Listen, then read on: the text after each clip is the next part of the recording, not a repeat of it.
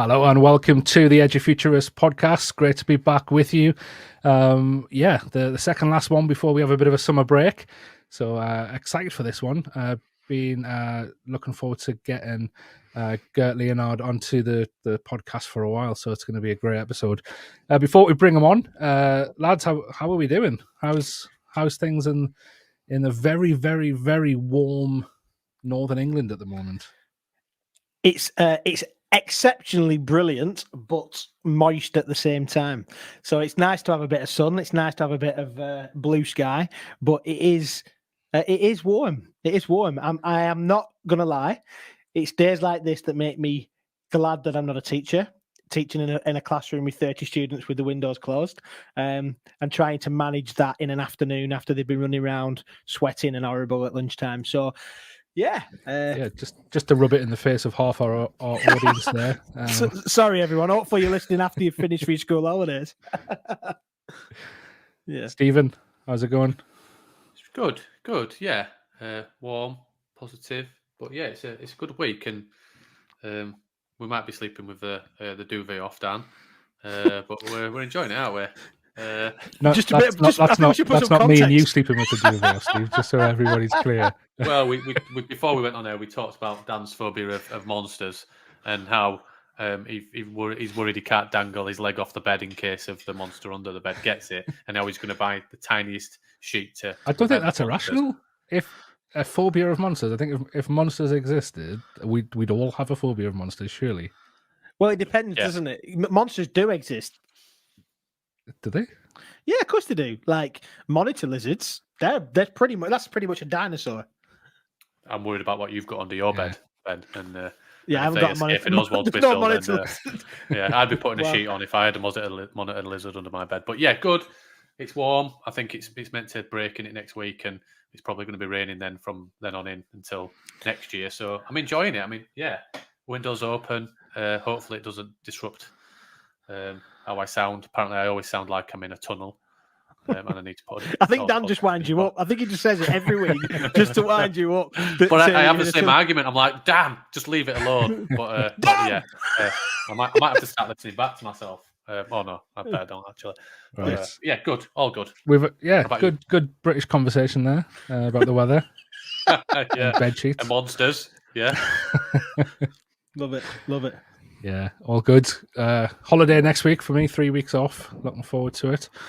But I'm looking forward to this now. It's a great honour to have the futurist and humanist, as I think he calls himself. You can correct me in a second if he doesn't. Gerd Leonhard, who's joining us from Germany. Gerd, thanks for joining us. Hey, greetings. How are you? Very well. Yeah, I suppose we've got to ask you what's the weather like where you are? Is it warm? It's hot. It's hot everywhere. I'm in the Mosel Valley, which is a vacation place here. People like to go to in Germany, and it's really hot. And going back to Zurich in a few days. That's why I'm not in the studio today. But hey, it's still me. It's nice there. Some good wines, nice sweet wines come from that area, don't they? Yes. Mm-hmm. I spent some time in. Is it Cochamzell? Is that near there? Cochem. Yeah. Yeah. A few years ago. Lovely place. But it's fantastic to have you on. It'd be great to did I get it right? Is it futurist and humanist? Futurist, humanist. Yeah. I mean, basically, I distinguish myself by saying that I believe that the future is worth looking at, but it's not all about technology. So that's why I say futurist and humanist, because after all, it's supposed to serve a human purpose. Create value for humans, not just for business or for technology. That's brilliant. And that fits in so well. I think the three of us, have conversations with teachers, as you can imagine, a lot about technology and how technology can transform learning for the better. And that we all get that kind of fear from some teachers that the computers are going to replace us. The teachers will be out of a job.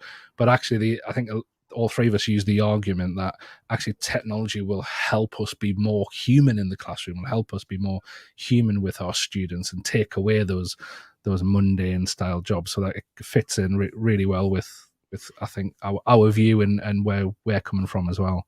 Well, let's put it this way. I think it could if we do it right. We may get tempted to get lazy, and then we don't do what has to be done. For example, it's basically a fact that learning happens within people, within groups of people, and not just on a screen, right? So the concept of saying that you learn things by looking at them is still pretty far fetched, right? You can learn a few things that way, or like in virtuality or on a screen, but generally speaking, learning is very much an embodied experience, right? And that's why all the tools that we use, we only use them to further the experience of what we otherwise do, rather than substitute it. So this is a very common problem, that we think that watching 1,000 hours on YouTube about life in India would make us experts in India. Well, I think in a way it does, but in a different way than actually being there, of course, right? Yeah. So it's one of those things I think that we should keep in mind when we talk about the future. It's not all about shortcuts of technology. Some of the stuff is limited by being physical. It is interesting that, and I know you use the phrase "the good future," and I guess there's an opposing side of that, of bit of the bad future as well. And it reminds me of I remember seeing a TV clip from England from, I think it was the 1970s, when they first I think it was a car manufacturing factory when they'd introduced some type of automation. I can't remember exactly what it was, but it was some type of automation, and the way the unions were kind of sold this new technology was that actually within a few years their staff would actually only be working 3-day weeks for the same salary, because the automated technology would be doing the work. They'd still have the same salary, but they'd be working less hours. As we know, it's almost the opposite of that, isn't it? People are working longer for less money. So there is a bad side to this as well, I guess.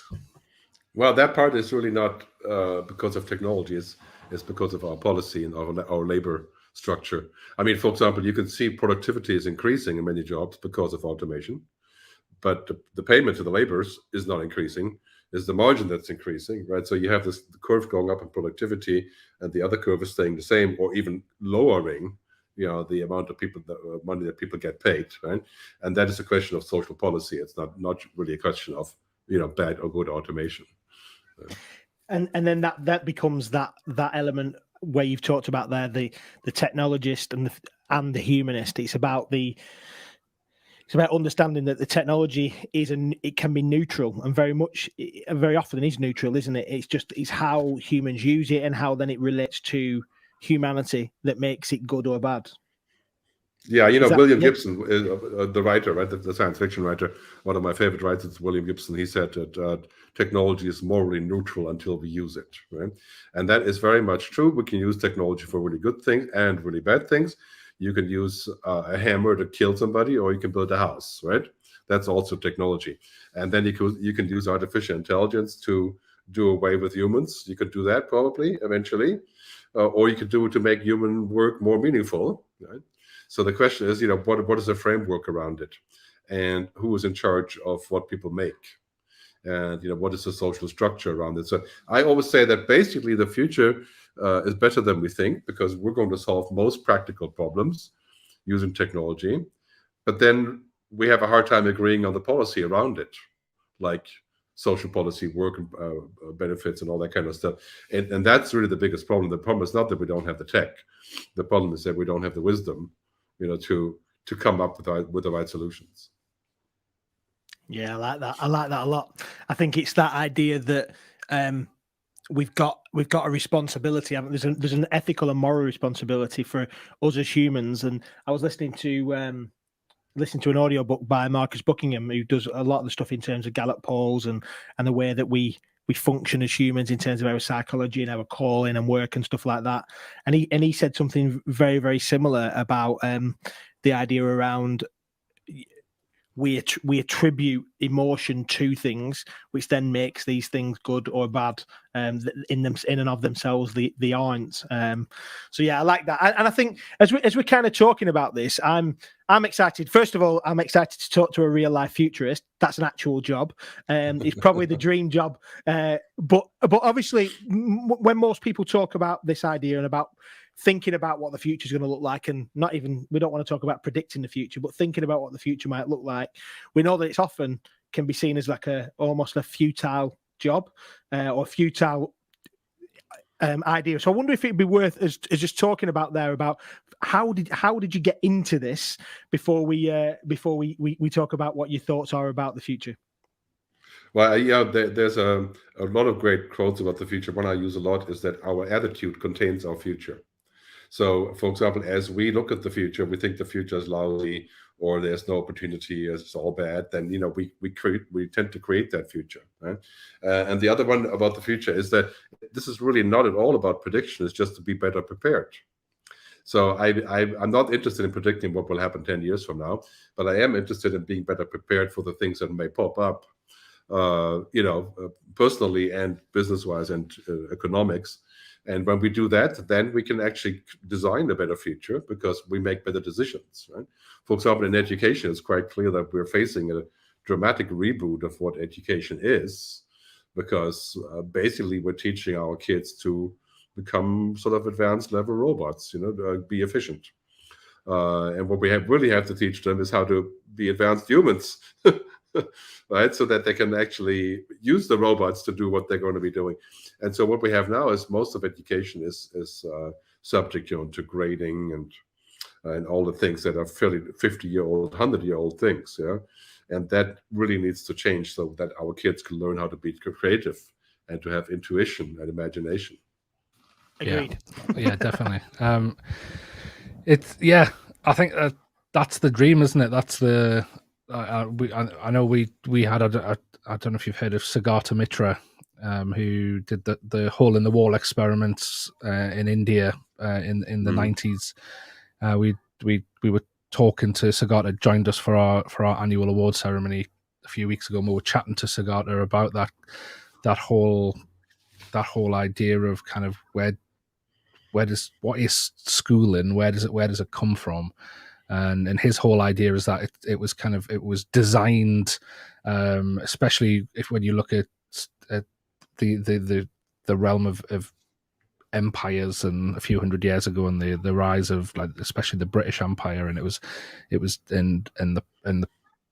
how it was designed to kind of almost indoctrinate, really. How, right, you had almost like a factory where you had the students come in, they were all taught the same thing, they were assessed on the same thing, and they went out of the door hopefully all knowing the same types of things, and we've still got that to a certain extent, and I know in Germany you do have kind of that mix of academic and vocational schools.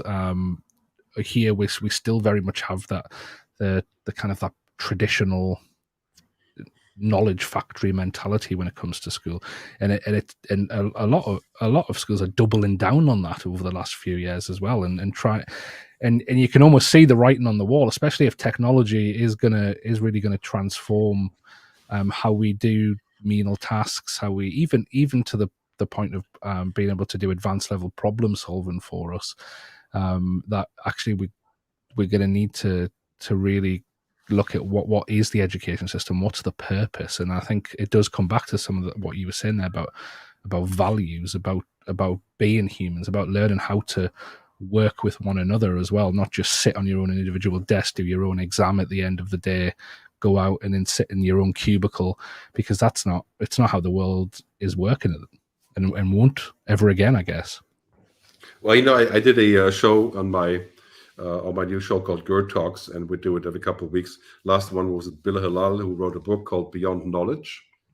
And the concept is really quite simple, is that machines are now getting to amass knowledge, logical knowledge, right? Deep learning, machine learning. So these machines are not knowledgeable like humans, but they have machine knowledge, zeros and ones, basically. So what's happening is that on the lower part of this kind of Maslow pyramid, you have the lower part that's about data, information, simple knowledge and logic. Computers are starting to learn that, right? Which means for us that we have to move up the pyramid, and what comes after the lower part of knowledge is it's sort of implicit knowledge, what's called tacit knowledge, quiet knowledge, things that we just know. Understanding, which is not the same as knowledge. Understanding means just having an emotional connection, understanding what's happening. Wisdom, purpose, consciousness, human agency, right? And I think what's going to happen in the next 10 years, we're going to find that machines can very well do the jobs that have to do with routine knowledge. Yeah. And that is coming. So there's just no way around realizing what that means for schools and for ourselves, is that we have to get better at the things that go after the machines. So we have to get better on being on top of the machines, and also we have to control them, right? That's the other thing. We need to make sure that we're in the loop. And I think overall it's actually good news, because there's a bunch of things that happen that may eventually lead us to the place where we're going to only work 2 or 3 hours a day for the same money, when technology is good enough and when the social contract is changed. Yeah, I think that is really interesting about the idea, rather than trying to rate against the machines and compete with the machines to do those routine, repetitive things that computers are really good at. I was talking to a group of computer science teachers today, and they were saying that computers are really good at binary tasks where something is right or wrong, and something has to be a certain way or not, and within certain parameters. But we were talking about how we're struggling to find machines that can assess long form answers in a written piece, that are being able to look at and see meaning and intonation and intention. That's what humans do really well, being able to read emotion, being able to talk about deeper meaning and those kind of things. And I love that, the idea that let's not try and compete with the robots at the things that the robots do well. So and let's use that, and let's realize that everybody wins if we don't try and fight that. That then has an implication educationally, like you're saying, and both you and Dan are saying that there. The implication educationally is we can't have a one size fits all model, that everybody fits on a trajectory, that everybody has to do this and a timetable has to set this.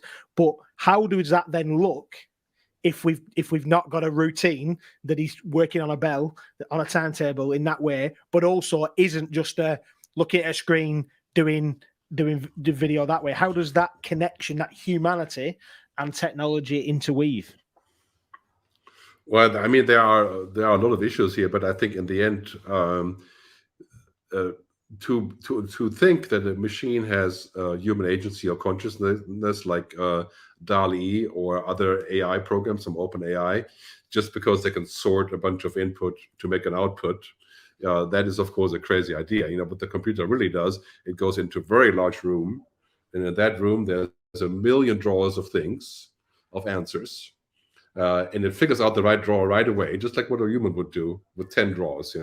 A computer does with 1 million drawers, or it does it with 1 million drawers in 1 million rooms, right? And just pulls out the drawers and makes an answer, right? And it sounds very intelligent to us, very human, like the DALL-E, the OpenAI thing that can draw things like a human. But in the end, it's still very much just combining input and output, right? And humans don't do that. That's a fundamental difference, is that we don't actually just merge 2 data streams into a new data stream. Yeah. And I think that is ultimately what it's all about. It's about the consciousness. It's about a human agency. It's about the things that only we can do. And I always say that the more we connect, the more we must protect what makes us human. So we have to actually protect that part by saying, okay, it's okay to be inefficient. It's okay to be human, right? Because not everything can be as efficient as a machine. Basically, efficiency is for robots, right? And if we put that into education context, would say, that what we have learned so far is efficiency, optimization, repetition, downloading information for later. Not necessarily a bad thing, but I think we can do better now, and open up a whole new way that this will go. Especially over the last few years with COVID as well. I know you see that as being, we've learned a lot of good lessons going forward? And do you see that we're going to have that mentality more often? I know you do talk about kind of like the being able to pull together as a global community to solve problems and well, the thing is that humans don't move without pain or love. That's the two things that motivate us, right? Pain and love, and that is true for whether you're a company or a country or a person. If everything is okay, you don't have enough pain or don't have any, you don't change, right? So now with COVID, we had this tremendous pain. We fell in love with a bunch of new ideas like mRNA, and now the war, Ukraine, Russia, tremendous pain, but also falling in love with a new world order. That's happening now, right? So every time you have pain, the outcome is change, right? And it's not very good to stay in the pain, so eventually we have to leave the pain behind us, but and this is really what it comes down to, is we have to understand what we need in the future, not what we need yesterday. As I said earlier, I think Buckminster Fuller, his disciple Barbara Hubbard, once said that as you see the future, so you act, and as you act, so you become, right? Which means that as we look at the future, we say, oh, it's going to be like dreary and dark and Black Mirror. Then this is what we create, because that's our expectation that this is likely to happen, right? And that is a big job for education, is to tell better stories about the future, so that we can have a good scenario. Yeah. So how do we get to that point? So the stories are there, the information that you just shared. How do we get that into education, the world, the conversation? How do we shift it to being a few people trying to steer it to actually the commonality of understanding of everybody moving that to a focus? Is it that they have to then share and go through the same pain? Is that the only way that that will motivate them, as you've just said? Or how is it that we can motivate them without I think this education will probably be the world's biggest industry in 10 years. And so far it's been mostly public, right? And I think the next Google will be in education. And it'll be sort of private, public entity. I mean, right now, most of the decisions in education are made by the governments and public institutions. So to change that, we have to change the politicians and their view on education. And that is a slow process, which I think is ongoing. If we look at New Zealand, great example of cutting edge education. Canada, a lot of great examples of what's happening in Canada with what you call it, vocational training and new kind of certificates and lifelong learning, and bringing in the original, the native population and things like that, right? So that's all happening in different places. Finland, that's a great example for how education is being changed from the state on down, right? And I think then the other thing is, I think we need parents to ask for something better. I mean, it's funny, in the UK you have this tradition of art schools, which turned out that they weren't actually, most of them did not end up being artists, right? But they became important people, right? Which is, I mean, especially in American tech, you have lots of UK art school people, right? And why is that? Well, I think there's a good answer. Just like UK music is still very prevalent, it's a cultural thing, right? And so we have to learn how to open that up, and also put some priorities and put the money back into education as well, which is another thing that has sorely lacked. Putting the money back into restructuring education. Do you know, I think it's interesting as well that it is I agree. I think there is a cultural element, that there is almost an unwritten rule that we know that British music or British art has got a reputation culturally. I wonder if it's also that concept around creativity and the lack of. We often talk about this on the podcast. It comes up a lot. A lot of the people we have conversations with are that anything that is easily measurable becomes valuable, as opposed to the things that are less easily measurable. So somebody's creative skill or their ability to work with others, for example, are skills that are not as easy to measure as, can you do times tables? Can you write an essay with 1,000 words, for example? that's a much more difficult task, isn't it? And is there a crossover there in terms of that need for the creative economy or that collaborative skill development? Absolutely. I think that's the only thing that we have going for us as humans. We have imagination, intuition. We can see the future. Animals don't see the future. Well, maybe some of them see a week, but not longer than that. We have things that set us apart from machines there, right? And that is really the only thing that is going to be our saving grace. If you're looking at the Star Trek economy, from 30 years ago, the Star Trek movies, there was no money, those weren't jobs, there were vocations, right? Everybody was working for a larger story. I mean, this is, of course, Star Trek, right? The only positive science fiction show, really, that you can imagine in history. Everything else was dark and gloomy, right? So it's an interesting angle. I think that what we see right now is the need for our kids to learn differently, to learn on demand, to learn how to unlearn and to relearn, right? And to make their own job. This is the other thing that's happening, right? Our jobs are no longer guaranteed. They're no longer obvious. They may be in the cloud. They may be online here, right on this thing, right? Our jobs are going to be in the cloud. They're going to be in the metaverse. And we're going to have to make our own jobs. I mean, I used to be in the music business, and now the biggest jobs in the music business are the ones that have to do with digital distribution, like data mining Spotify. It's like 100,000 people who do only that, data mining where the band should go and gig, right? And years ago, it was 100,000 people who work in retail, right, at record stores. So it's a shift that requires different skills and different understanding. It's that whole thing of, we know the changes come in, but how do we just and it's all this thing, and it's maybe particularly in England rather than Europe or even globally, this whole thing of skills versus subject knowledge and everything else, and we need to develop those skills further for the future and everything else. But this whole thing of subject knowledge is so important. How do we continue to shift that? I'm interested that this has been a conversation for a long period of time, and we know these jobs are changing. You just evidently through, and I'm sure there's information out there to then say, backs it up to research, to then say there's 100,000 people doing that job in Spotify, and what you've just said. I'm sure it'll be fact.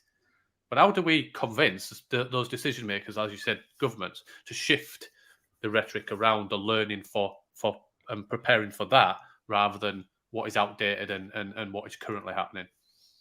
Well, I mean, this is how all political shifts happen, right? They happen because there's a substantial group. I think Gandhi said 5% of the population is a substantial group that is asking for it and pushing for it, and then it happens, right?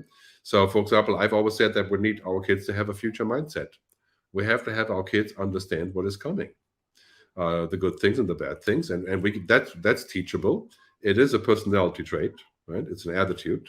Being open is an attitude, right? That's not a skill like Excel spreadsheets or something.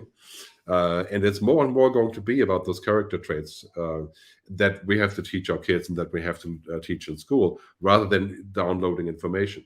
And I think the way that we do that now is to make a difference with our local structures by asking for those things, right? Asking for different values. For example, in Switzerland, we do that a lot. We have alternative schools that do all kinds of different kinds of education.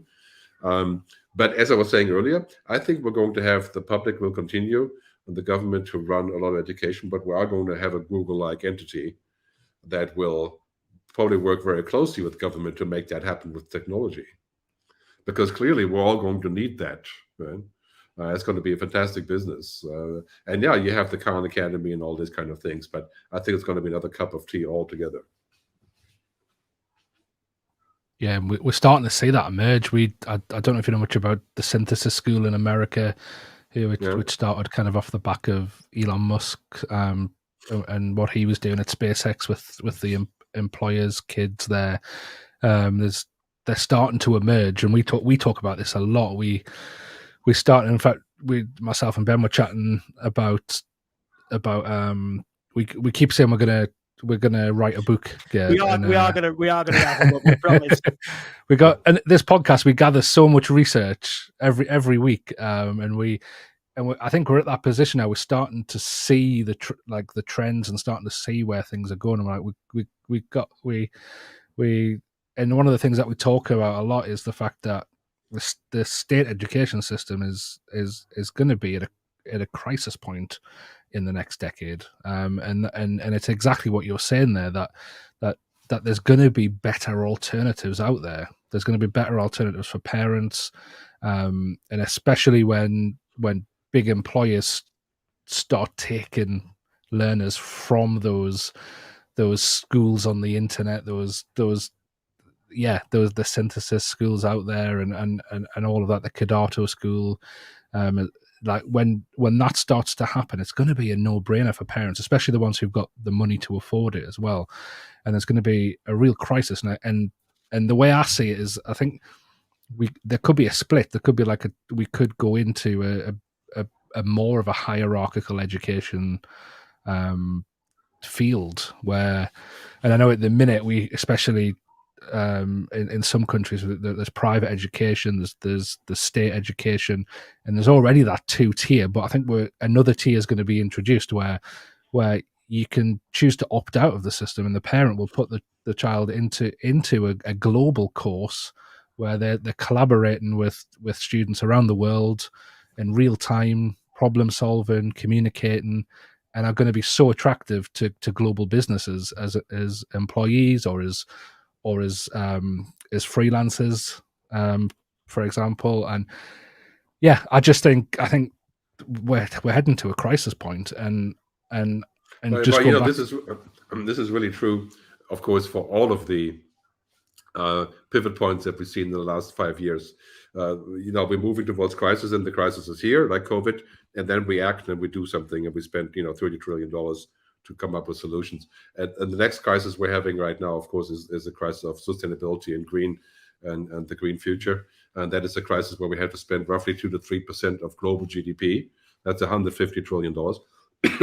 And that is basically what is happening now. And then along with that comes the crisis of course, healthcare, which is another thing that's working. And education is somewhere in that neighborhood of the next 10 years. And this is basically, it's sort of a natural course. The whole digitization started, of course, with media and advertising and internet and so on. And then it moved over to music and films, and now the car industry is digital and so on. But it's the same thing is happening here, right? We just have to remember that I think education is special because it's not something that is necessarily just a digital product. So it's quite different than, say, the movie business or Spotify. It's different rules apply here. Right? Yeah, but I think some of the principles or some of the core technology could really transform it. And another area there is the financial systems of our world. They're literally staring down the barrel of a gun at the moment in terms of blockchain technology and cryptocurrencies, and that's going to be here a lot sooner than within 10 years time. I think it probably is. I don't know if have you done much around blockchain technology, because I know that's an enabler for a lot of new exciting technologies out there, not just the cryptocurrency side of things, but how we view ownership, how we view decentralized systems within our world, and I guess that whole concept of decentralization without having to have the middle authority or the middle company, as it were. Do you see that having a big impact coming soon? Yeah, potentially, but I think that decentralization and the creator economy and all these things that we're talking about now, they're really not technological topics. They are societal topics. And if we want a good creator economy, then we have to make one with rules and regulation as to how people get paid and why they get paid, not with blockchain. And I think the blockchain concept is this idea of saying, okay, system isn't working, I substitute with another system and it'll be fine. I don't think that's true.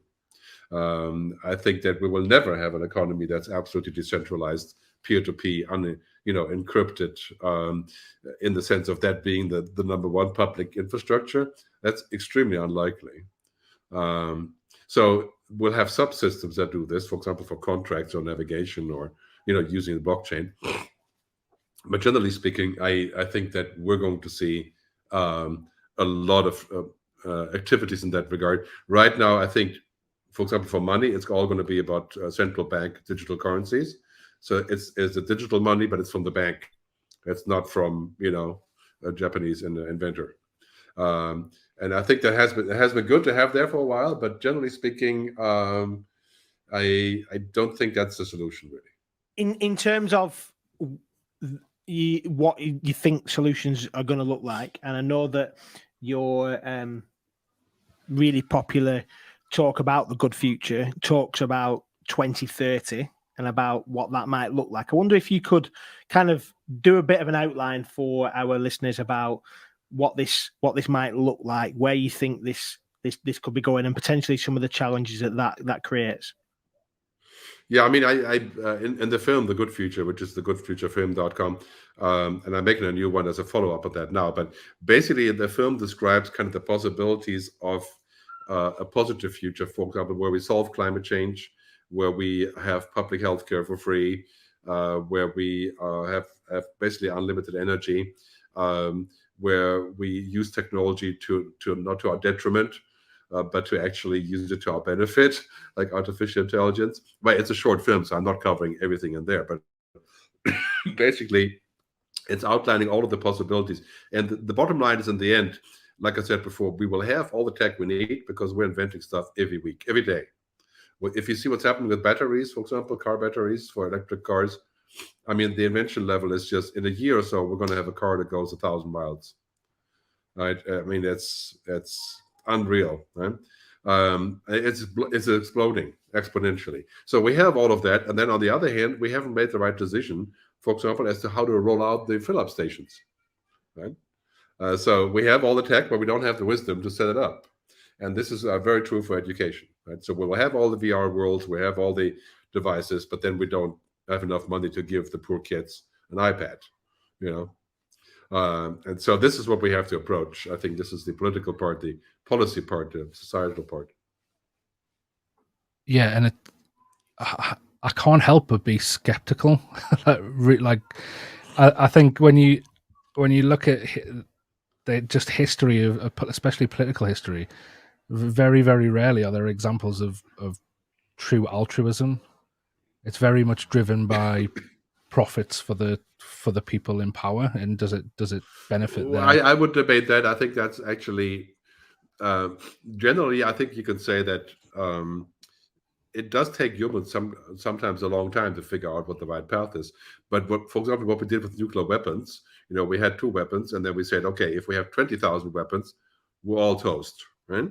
So we got together, it took 15 years, and now we have a nuclear non-proliferation treaty, which has held up pretty much, right? And that's how we got around being extinguished, right?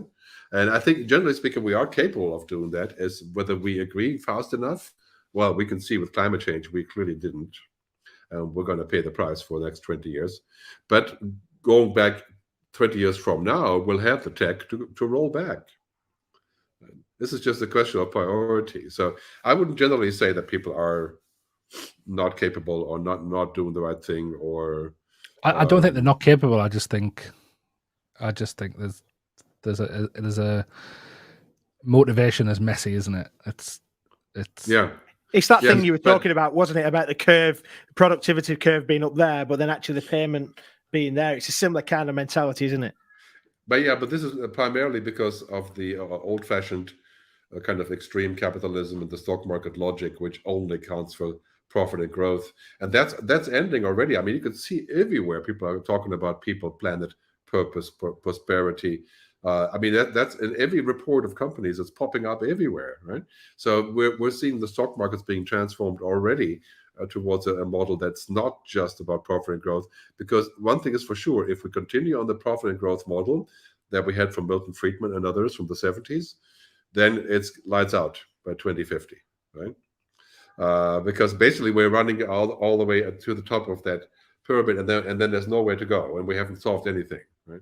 And you can see that happening right now. What's happening with the war in Russia? And so it's the same challenge for us to change the fundamental system, the logic of the operating system, so to speak, right? And that discussion, of course, is huge in the UK, but pretty much everywhere in the world. How do we do that? And who is the leader?